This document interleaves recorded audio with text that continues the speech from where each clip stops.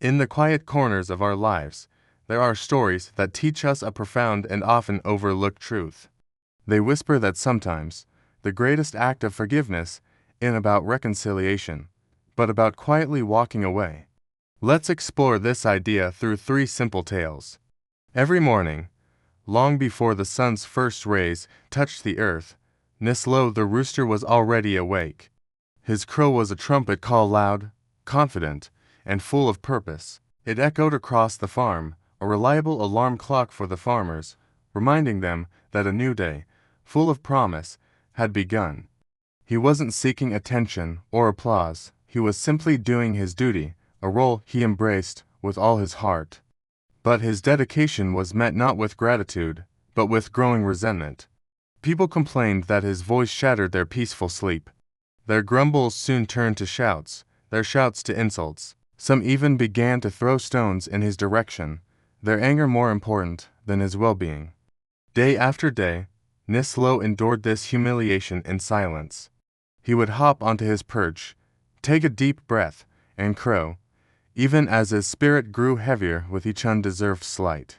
One overcast morning, after another barrage of angry words, Nislo climbed onto his favorite fence post. He looked out toward the distant horizon, a vast expanse of uncertainty and possibility. He didn't feel anger, not anymore.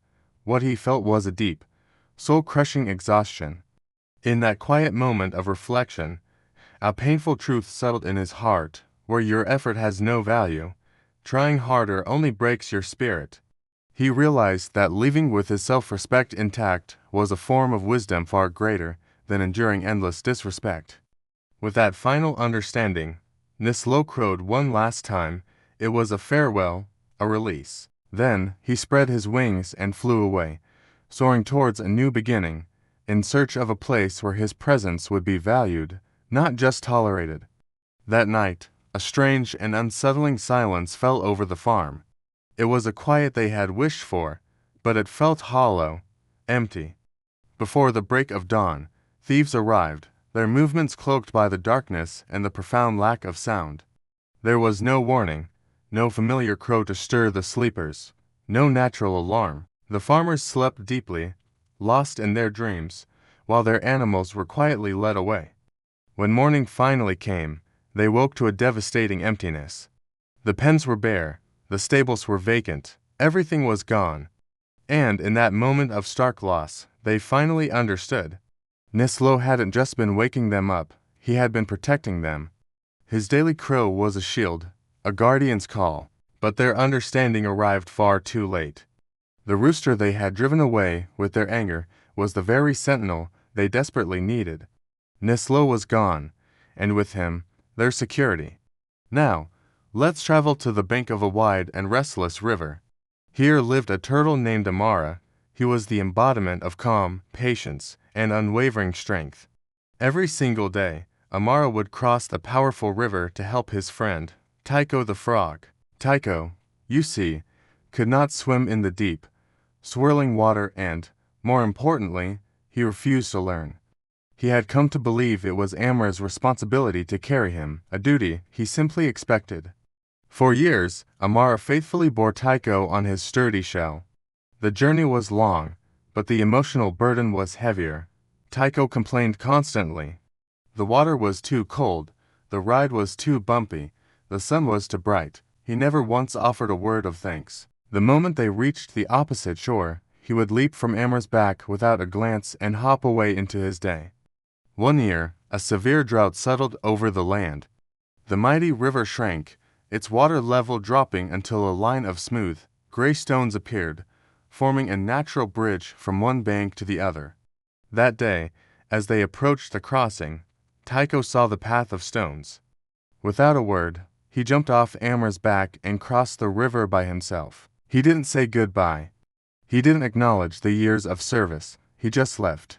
Amara stood motionless in the middle of the shallow river, the cool water lapping at his shell. He felt the immense weight of years of neglect pressing down on his heart. It was a heavier burden than Tycho had ever been. That night, as twilight painted the sky in shades of purple and orange, an old, wise heron landed beside him. The heron spoke softly, its voice like the gentle rustling of reeds. It reminded Amara that not every burden is meant to be carried, and not every companion deserves your strength. In the quiet of that evening, Amara closed his eyes and finally forgave himself. This forgiveness wasn't for Tycho. It wasn't about excusing his friend's selfishness. It was for himself an act of release, a way to let go of the bitterness he had carried for far too long. When the rains eventually returned and the river rose again, the stone bridge disappeared beneath the powerful current. Tycho found himself trapped on the bank, staring at the water he could not cross, but Amara was already gone. He had found a new, peaceful home elsewhere, his heart finally, and deservedly, light. Our final story takes us to a quiet alley at the edge of a bustling city. Here lived a stray cat named Nico. He was thin, tired, and survived on little more than scraps and a stubborn glimmer of hope. Every morning, without fail, Nico would make his way to a large, beautiful house. He would sit patiently by the front door, next to an empty food bowl that was always there. Inside the house lived a woman who saw him every single day through her window. She would look at him, her face impassive, and then turn away. She never opened the door. Still, Nico waited. He held onto the belief that if he was patient enough, if he just waited long enough, kindness might eventually appear. He saw the empty bowl not as a sign of neglect, but as a promise that might one day be fulfilled. One cold winter morning, as a bitter wind whipped through the alley, a well-fed, golden cat with a warm coat sauntered by. It paused and looked at the shivering Nico, then at the closed door. The golden cat spoke gently, its voice full of a sad certainty. "That door," it said, "will never open for you." The words were simple, but they struck Nico with the force of a physical blow. Nico lowered his head, the cold seeping into his bones. In that moment, he finally understood. He had been waiting for a change that would never come. He lifted his gaze and looked at the closed door one last time. There was no anger in his eyes, no bitterness, only a quiet, calm acceptance of the truth. He chose to stop wasting his life, waiting for a heart that would never change. He turned away and walked deeper into the city, his steps uncertain but free. These stories teach us a quiet and powerful truth. Forgiveness does not always mean staying, enduring, and waiting for an apology that may never come. Sometimes, true forgiveness is the courage to acknowledge that a situation is hurting you and the wisdom to walk away. It is choosing your own peace over endless exhaustion, your dignity over desperate hope. Those who learn this lesson, those who learn to forgive silently by letting go, are the ones who free themselves from invisible chains. They are not giving up, they are taking control. And in this quiet act of self-preservation, the one who frees himself, the one who walks away with his head held high, never truly loses. Thank you for watching. If this message resonated with you, consider subscribing for more stories about life, wisdom, and the strength we all hold within.